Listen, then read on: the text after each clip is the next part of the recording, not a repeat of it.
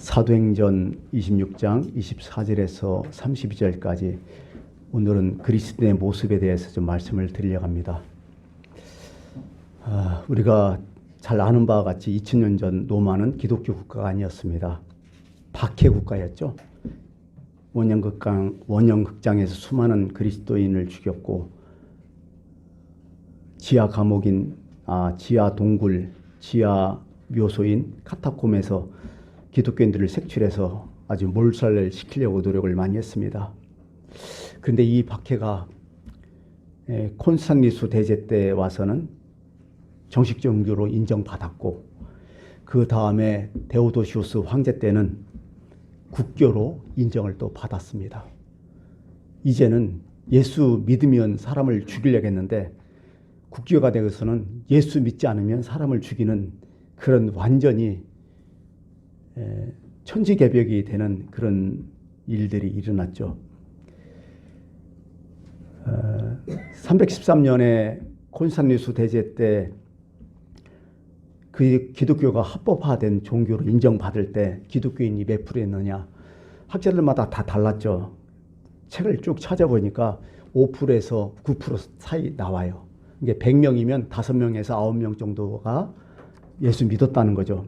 그 사람들 때문에 기독교가 국교가 됐다는 얘기죠. 희한하죠. 아니, 이렇게 적은 인원이잖아요. 5%에서 9%면 아무것도 아니잖아요. 어떻게 이 소수의 기독교인들 때문에 기독교가 정식 종교로, 합법 종교로 인정을 받았을까?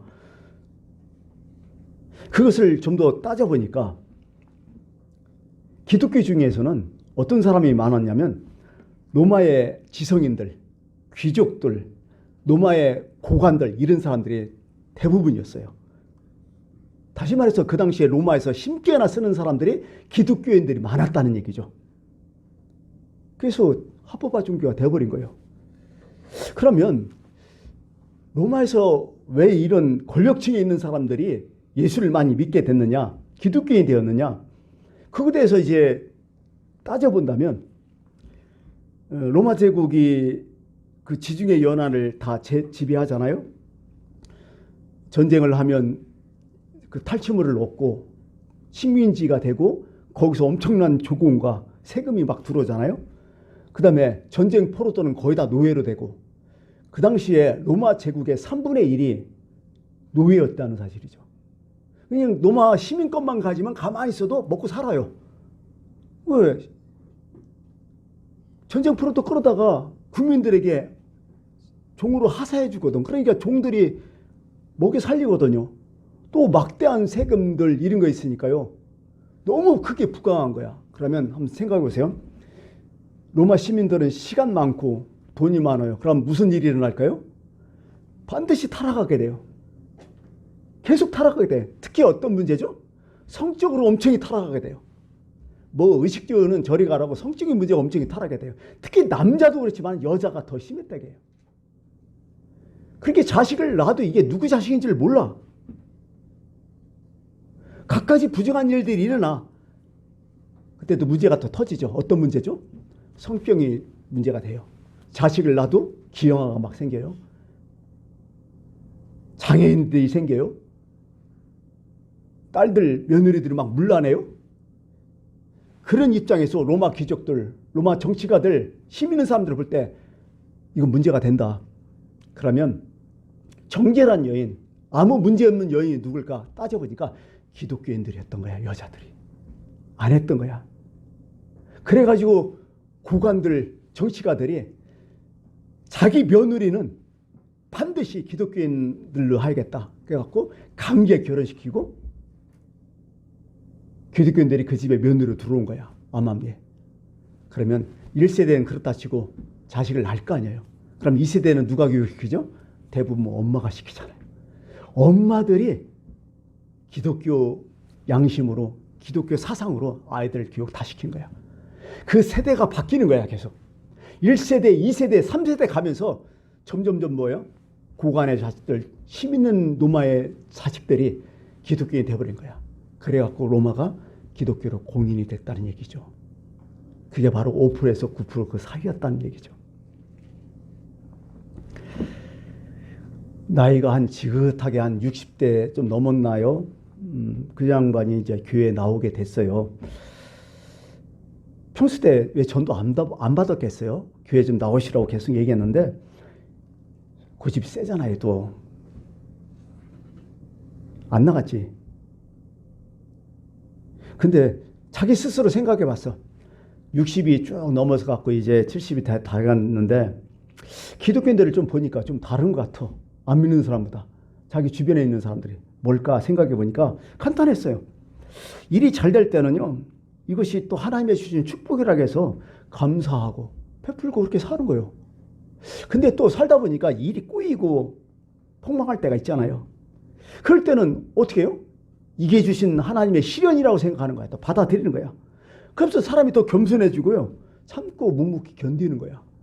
그거 보니까 뭔가 좀 다르다. 이렇게 해갖고 그 사람이 교회에 스스로 나와서 교회에 등록하게 됐다는 거죠. 여러분, 누가 예수 믿어요? 뭐 성경 말씀 안다고 예수 믿어요? 아니면 하나님이 살아계셨다고 인정해서 예수 믿어요?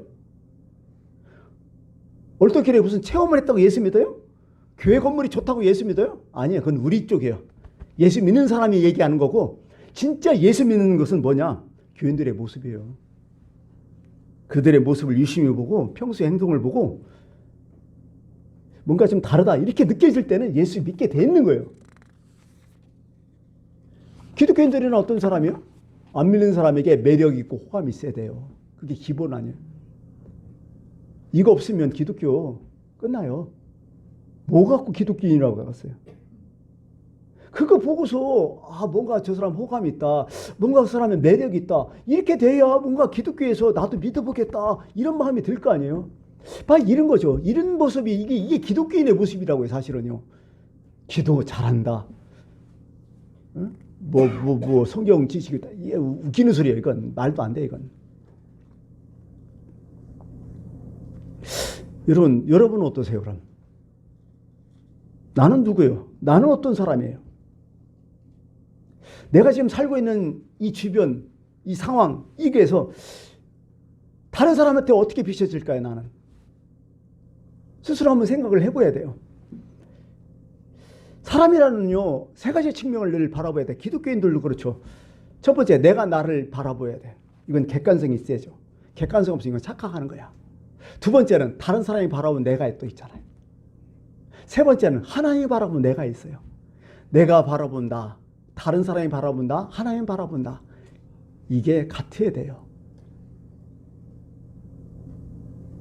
그래야 정상적인 그리스도인이에요. 오늘 본문 말씀 가운데 이런 말씀 있죠. 29절에 말이 적으나 많으나 당신뿐 아니라 오늘 내 말을 듣는 모든 사람도 다 이렇게 결박된 것 외에는 나와 같이 되기를 하나님께서 원하나이다. 기가 막힌 말씀이죠. 나와 같이 되기를. 지금 결박되어 있잖아. 바울은. 이것만 빼고 나와 같이 되기를 반다.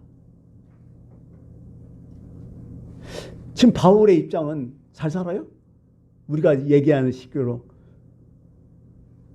감옥에 있어요. 힘들어요. 편안하지 않아요.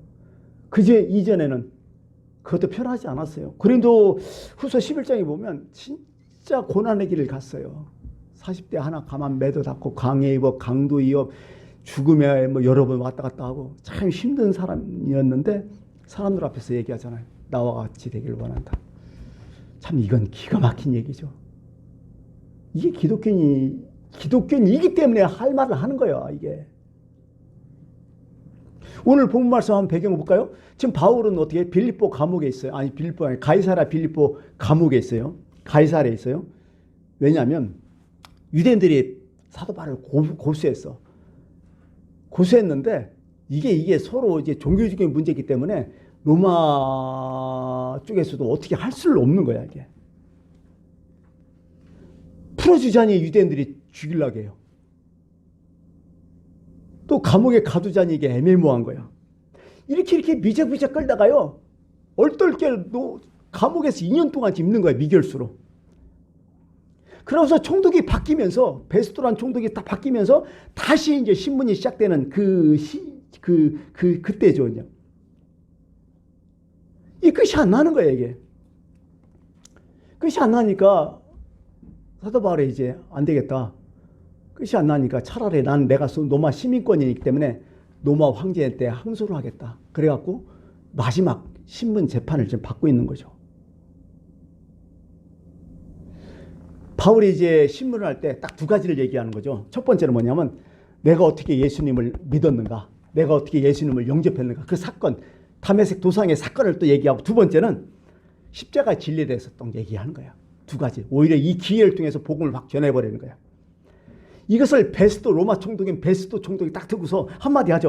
바울아, 너 미쳤다. 네 많은 학문이 너를 미치게 하고 있잖아. 너 미친놈 아니냐? 이런 얘기요. 사도행전 2장에 보면 또 이 미친 얘기를 또 나오죠. 베드로가 마가의 다락방에서 성령이 충만했잖아요. 성령이 강림했잖아. 사람들이 막 방언하고 난리를 치니까 주변에 있는 여러 많은 사람들이 그랬죠.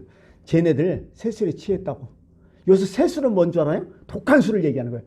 독한 술 먹고 정신이 나갔다고 얘기하는 거예요.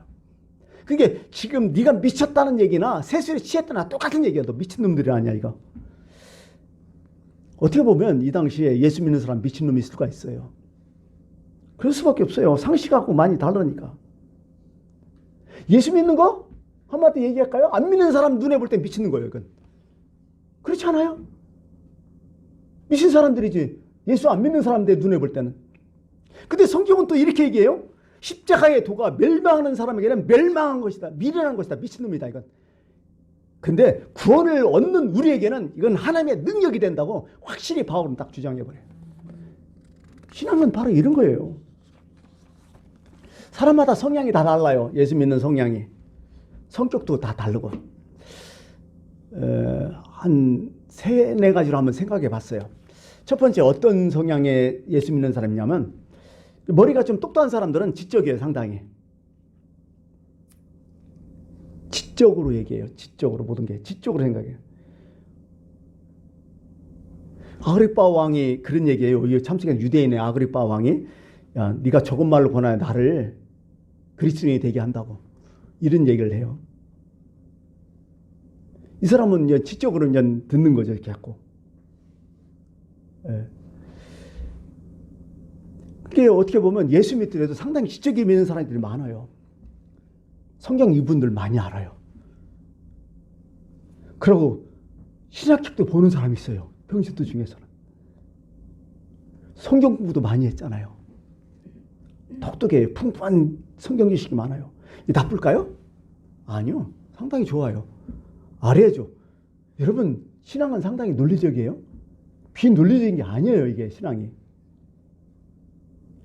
그 전에 보면 요즘 주일학교 그렇지만 옛날에 주일학교 암송대회 많이 했어요. 야, 저도 이제 거기 암송대회에 대해서 이제 나가지는 않았고 나이가 먹고 이제 하니까 이제 심사위원으로 나갔는데 그 빌립보서라는 거, 에베소서 이런 거 있잖아요. 옥중서신. 그것을 이제 범위가 딱 정해놨는데요. 빌립보서, 에베소서 그냥 달달달 외운 애들도 있어. 깜짝깜짝 놀래요. 우리는 성경을 딱 펴놓고 봐요. 이렇게 쭉 한자 담고 다 읽어. 깜짝깜짝 놀래요. 근데 이렇게 성경을 달달달 외우고 진짜 많은 걸 알고 지금까지 예수 믿는 애들이 있지만은 안 믿는 애들도 있어요. 신앙생활이 지적이고 전부일까요? 그건 또 아니야. 근데 지적이라는 것은 신앙생활한테 매우 유리해요. 상당히 중요해요. 성경 읽는 거 너무 중요해요.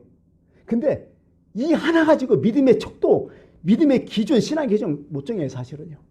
하여간 지적으로 이렇게 믿는 사람들 많아요. 조금 지적인 사람 있잖아요. 공부 잘하고. 무당 중에서도 그런 게 있어요. 우리나라 무당은 크게 두 가지야. 어떤 무당, 어떤 무당?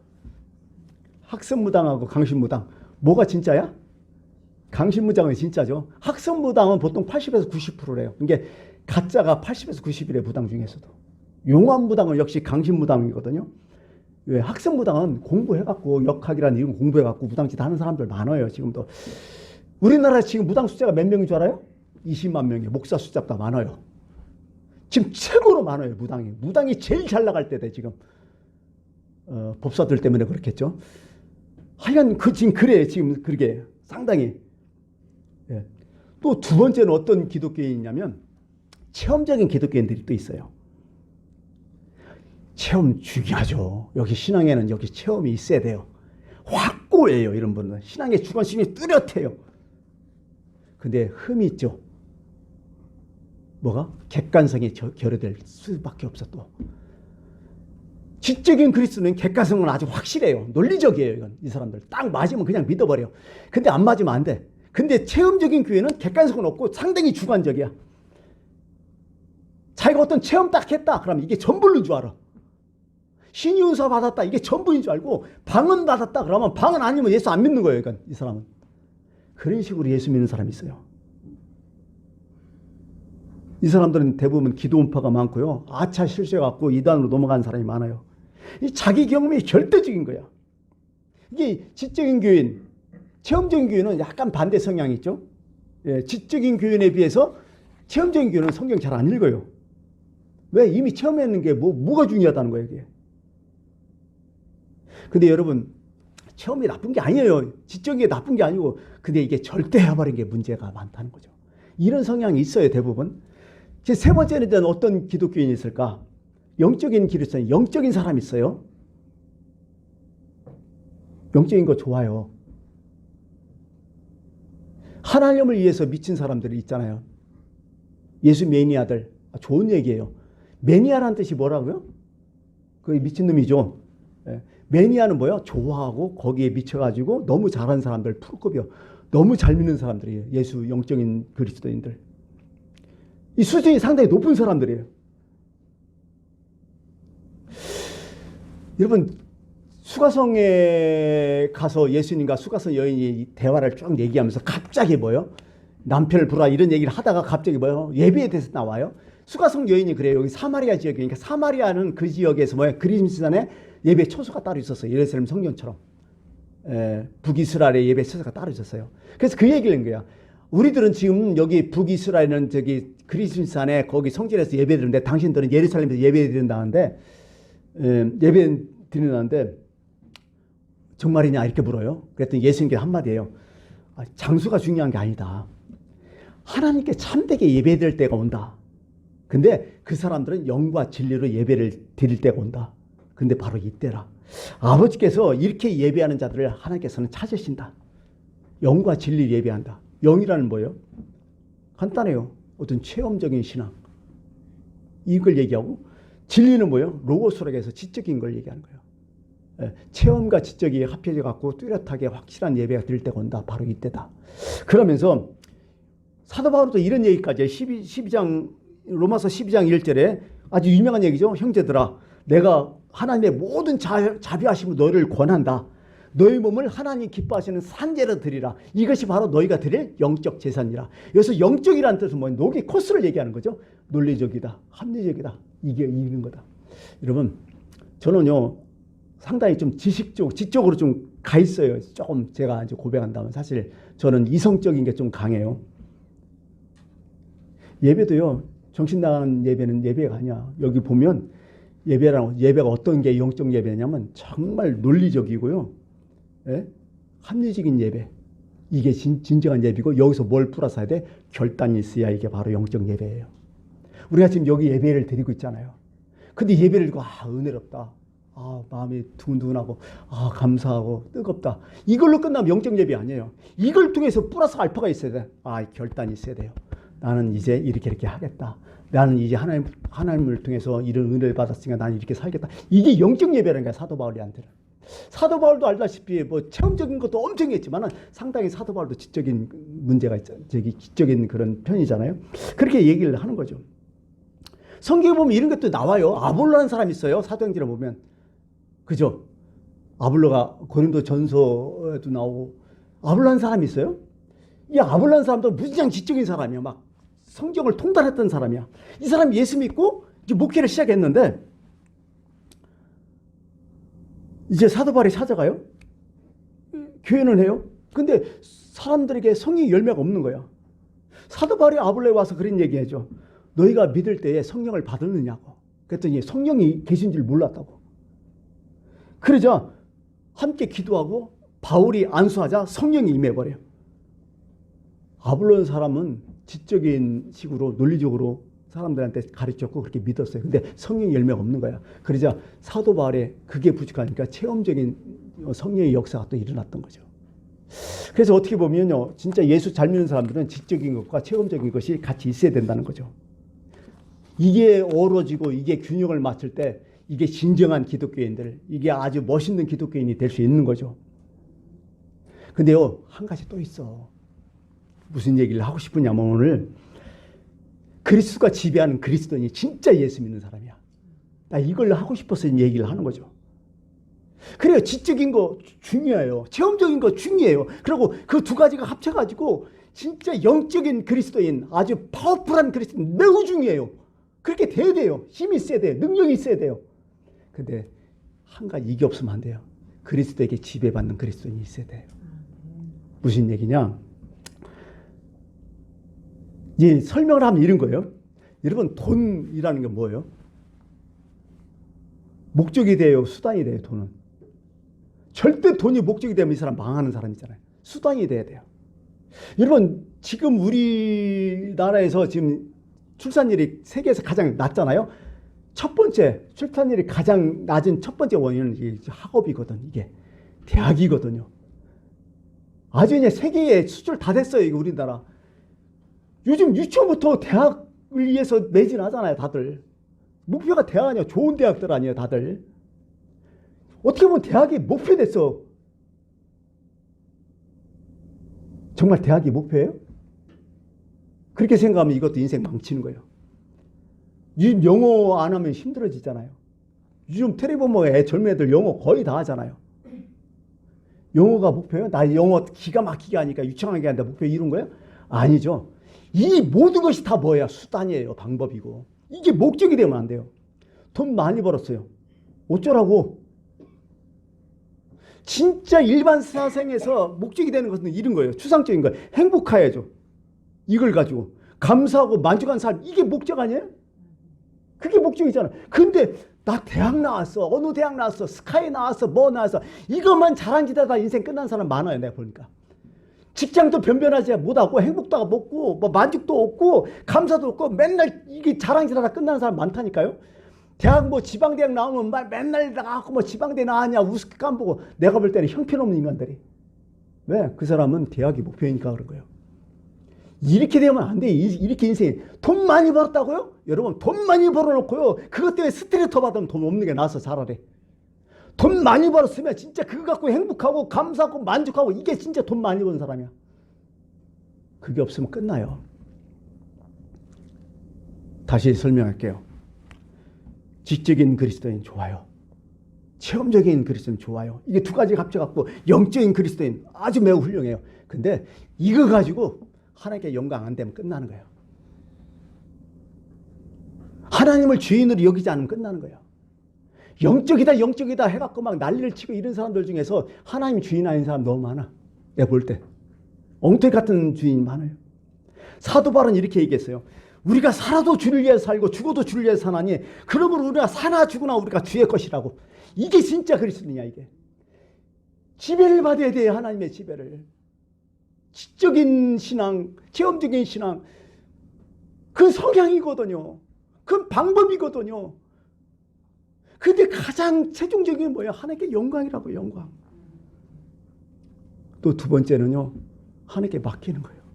영광과 맡기면 어떻게 하면 우리의 신앙은요 하나님께 영광 드리고 맡기는 거예요. 지금까지 자기 고집대로 지식대로 의지대로 다 살았잖아요. 애쓰고 살았지만 행복합니까? 잘 됐어요?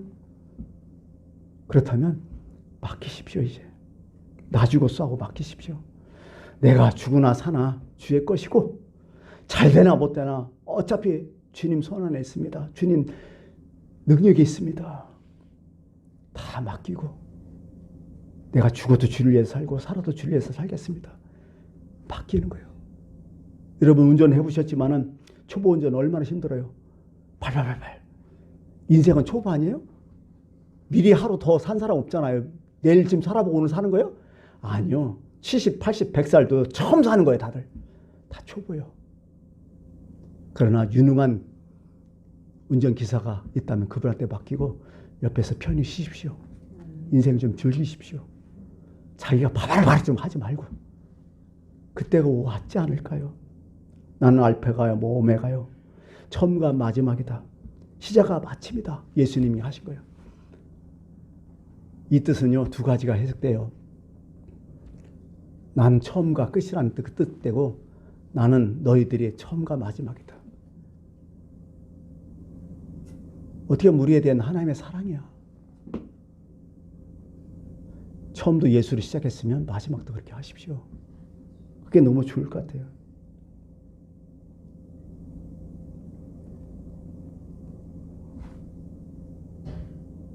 집사 스데반 아시잖아요. 이제 결론을 말씀드릴게요. 집사 스데반, 유대인들의 돌에 맞아 죽었잖아요. 그리고 하늘을 쳐다봐요.